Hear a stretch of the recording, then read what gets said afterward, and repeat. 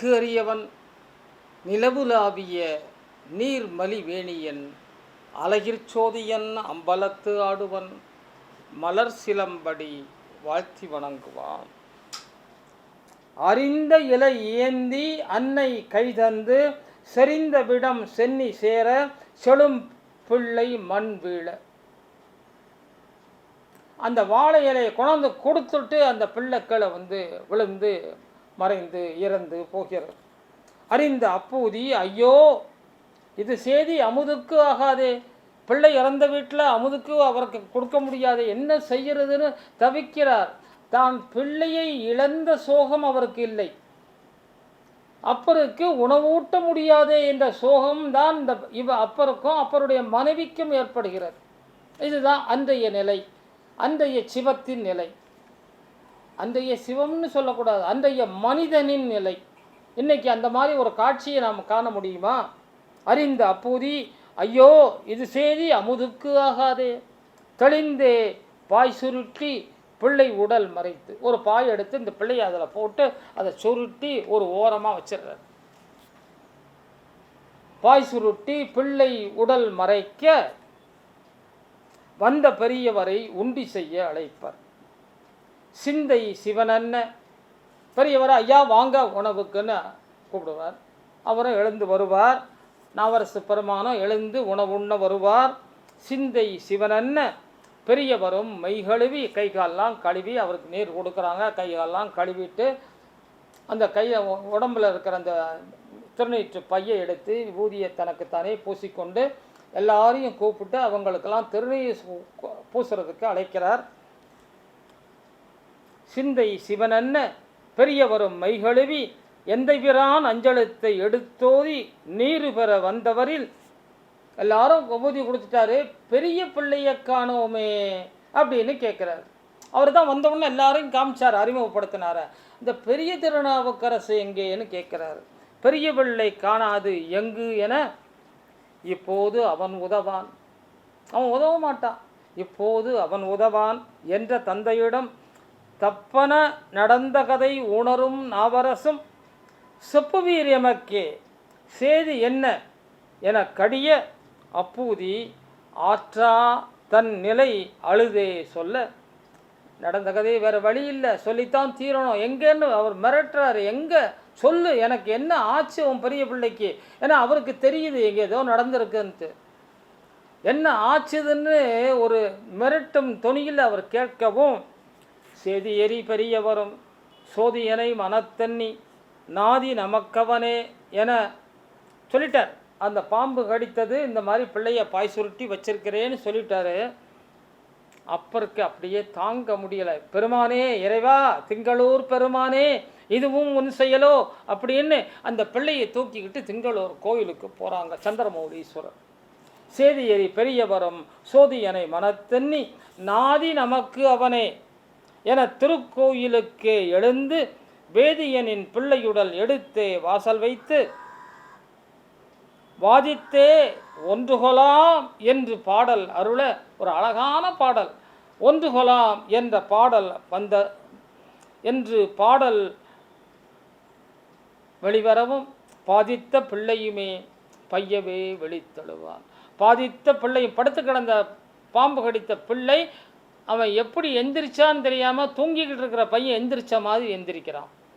பாதித்த பிள்ளையுமே பையவே வெளித்தழுவான். பெதித்த அப்பூதி பெற்ற மகன் எழுபதினும் சோதிப்பாய் நாவரசர் உணவூட்ட தடையண்ணி வாதிப்பாய் அரசரையே இல்லம் எழ வேண்டியவர் இல்லமெல்லாம் சுத்தமாக்கி மெழுகியே கோலமிட்டு வல்லபிரான் பெயர் சொல்லி வந்தவர் அமரவே நல்ல பிள்ளை அனைவருமே நலமே உடன் அமர மெல்லவே அமுது செய்து இறையண்ணி கழிப்பர்.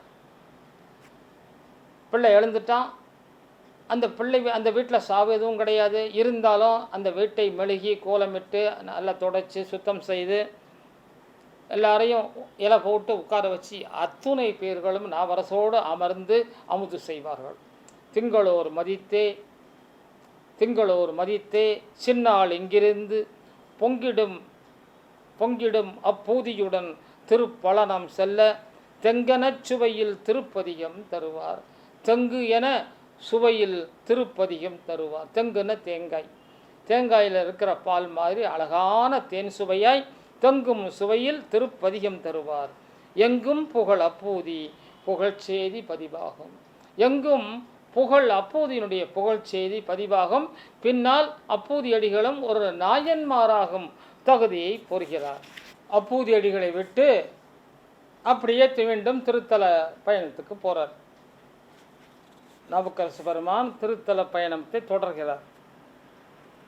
அருகுல திருச்சோற்று துறை கண்டு சேவித்து பெருகும் பாசத்தில் மீண்டும் திருப்பழனமாகி உருகிட உழவு செய்து காவிரி தென்கரையாய் திருநல்லூர் அடைந்து திருவாரூர் செல்வாரம். போகிற வழியெல்லாம் திருத்தலங்கள். திருப்பழையாறை, திருவலம்சுழி, குடமுக்கு, திருச்சேரை, திருக்குடவாயில், நரையூர், திருவாஞ்சியம், பெருவேளூராய், திருவிளமர் திருப்பதிகள் திருத்தலமாய் வணங்கி பெரும்பயணம் பெரும் பயனாய் ஆரூர் அடைவார். பெரும் பயனாய் ஆரூர் அடைவார். சிறப்புடை நாவரசர் ஆரூர் அடைந்திடவும் திரள் மக்கள் தெருவெங்கும் எதிர் நின்றே ஏத்திடுவர். வரலாறாய் வன்கல்லை கலம் செய்த வயதோனை, வரலாறாய் வன்கல்லை கலம் செய்த வயதோனை வரவேற்றே வழியலாம் வணங்கி அன்பு செய்வர். திருவாரூர் வருவாரும் தீச்சமணம் தாண்டி ஒருவாறே உய்ந்தேன் என்றும் அவனருளால் வருங்காலம் சிறக்கவே வாழ்வது இனி என்றால் பெருமான் புற்றீசர் அடியராம் பேரேயாம். பொருளிதை பொதிந்தே பாடலாக்கி அருள் வீதி சுற்றி வாயிலில் வருபவரம் தரும் இன்பத் தேவா சிறியமதை வணங்கி நரும் ஈசர் அடிகண்டே நலம் நாடி நயந்து திருவாயால் காண்டலே கருத்தாய் என பாடி அருவான பெருமானை பாடினம் பூதத்தினும் என்ன அருள் பெரிய நமினந்தி புகழ்பதிகம் பதிபவரம் வருவார் அறநெறிக்கே சேருமங்கு ஒரு பதிகம். அந்த ஊரில் தான் நமினந்தி அடிகள் என்பார் இருப்பார். அந்த நமினந்தி அடிகளை அவர் அறநெறிங்கிற பக்கத்து கோயிலில் தண்ணீரால் விளக்கரித்த ஒரு பெருமகனார். 63 நாயன்மாரில் அவரும் ஒருத்தர். அவர் அந்த ஊர்க்காரர், திருவாரூர்காரர், நீரால் விளக்கரித்த நெடும் பெருமகனார். அவரை தனது பதிகத்தில் வைத்து பாடுகிறார் அப்பர் பெருமான். திருவாயால் அவரை பாடி நிறைய பதிகங்கள் அங்கே அமர்ந்து ஆரூர் அரசனை நம்முடைய நாவரசர் பாடி பணிகிறார். திருவாரூரை மையம் வைத்து சுற்றி இருக்கிற எல்லா தலங்களுக்கும் போயிட்டு திரும்பவும் திருவாரூருக்கு வந்துடுவார். திருவாரூர் மையமான தேங்கி இங்கிருந்தே திருவலிவலம், திருவேளூர், கன்றாப்பூர் தலமாக திருவாரூர் ஆதிரை நாள் திருவிழாவில் மிக மகிழ்வார். அங்கே ஆதிரை நாள் அன்னைக்கு நடக்கிற திருவிழா மிகச்சிறப்பு.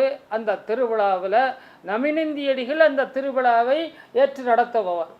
அவருடைய திருவிழாவில் இருந்து ஆதிரை செல்வர் என்று அவருக்கு ஒரு பட்டமும் வழங்கி அடுத்த அக்கில் திருப்புகலூர் செல திருவாரூரை விடுவார்.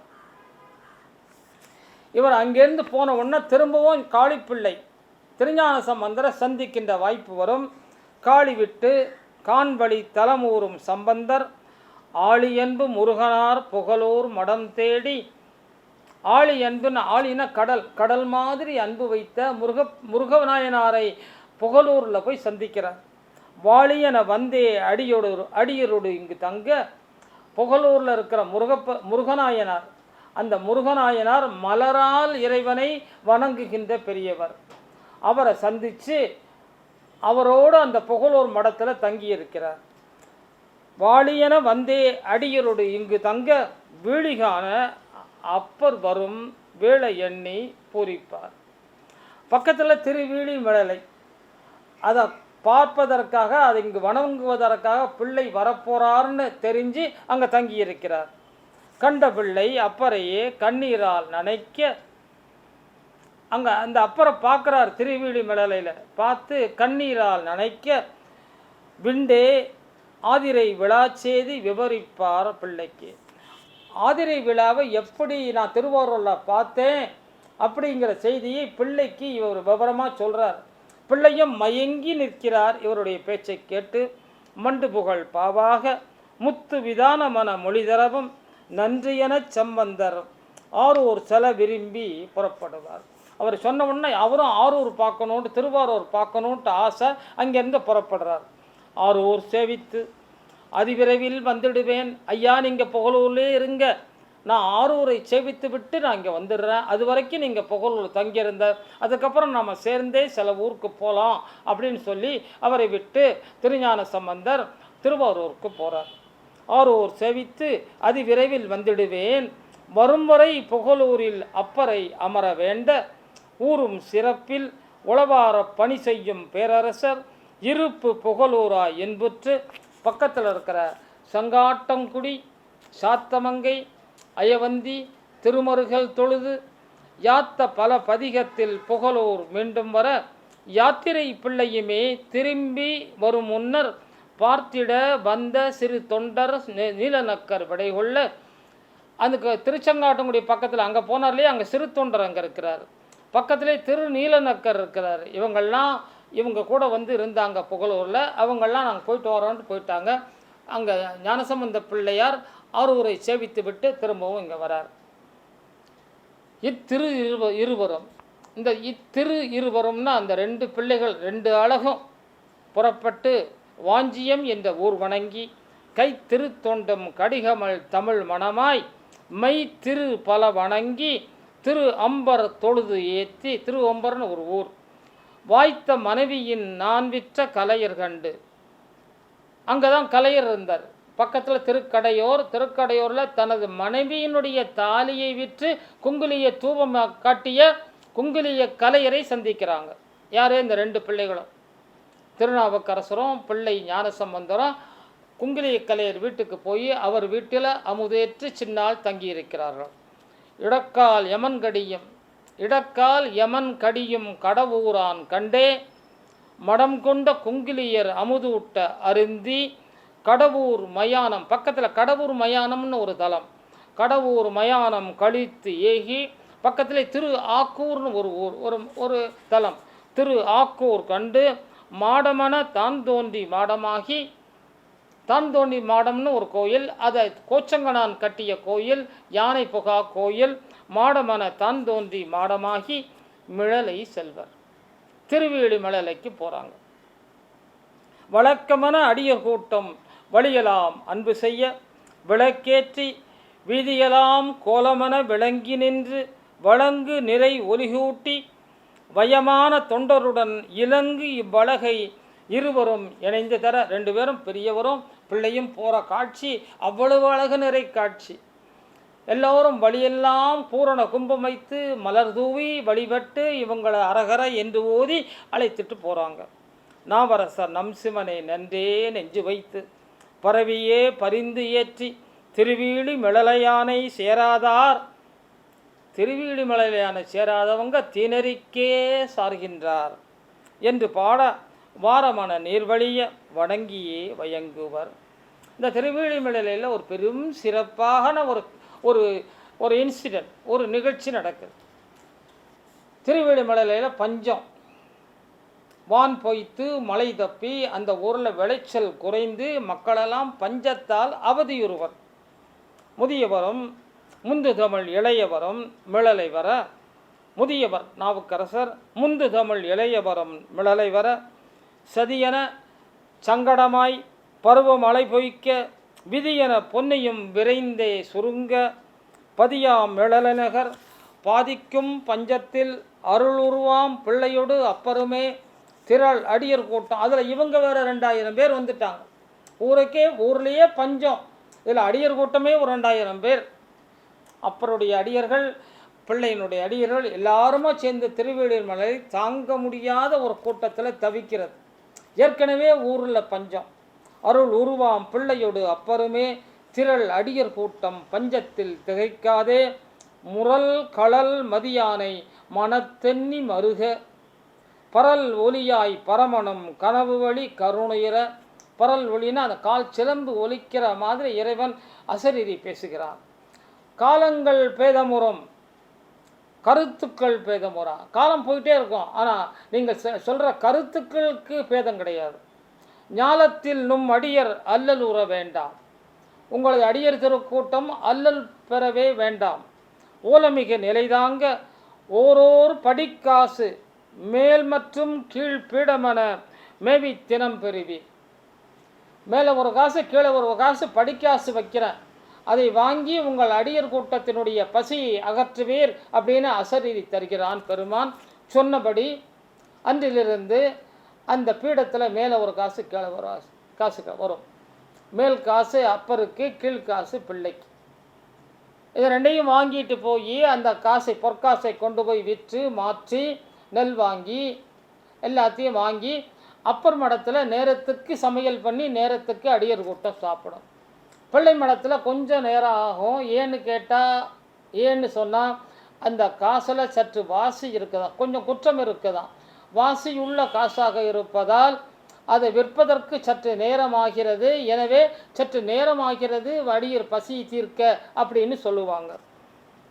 படிக்காசு பெற்றவர்கள் அடியர் பசி ஆற்றுவரே. அடியர் அப்பருமே வாசியிலா காசு பெற மிடியகல நிலை மாற மேன்மக்கள் இருவருமே. மிடியகலன்னா அந்த வறுமை அகல, நிலை மாற மேன்மக்கள் இருவருமே நெடிய தல யாத்திரைக்கே நினைந்தே புறப்படுவர். மிளலை விடும் இரு பெரியர். அங்கே பசி தீர்ந்தது, பஞ்சம் தீர்ந்தது. வாசியிலா காசுக்கு பிள்ளை பாடி நல்ல வாசியிலா காசை பெறுறாரு. ரெண்டு பேரும் அந்த பஞ்சம் தீர்ந்தவுடன் திருவேலி மிளலை விட்டு அடுத்த ஊருக்கு கிளம்புறாங்க.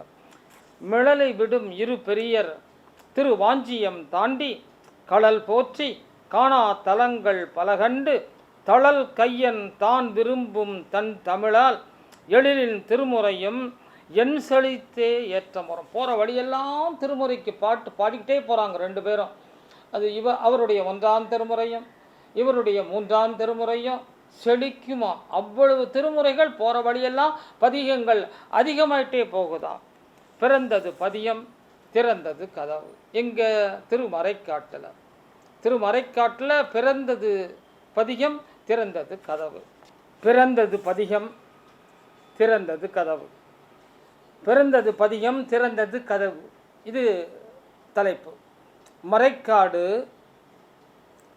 மாண்புசேர் மங்கா புகழ்காடு. வரையறு காலமாய், ரொம்ப காலமாக ஈங்குவோர் திருக்கதவம் முறையற்றே மூடி புலங்கா பதியினையே. புலங்கா புதிர், புலங்கா புதிரினையே நிறை பெரியர் இருவர் வந்தவுடன் கேள்வியுற. அந்த மறைக்காட்டு கோயிலில் ஒரு கதவு மூடியே இருக்குது.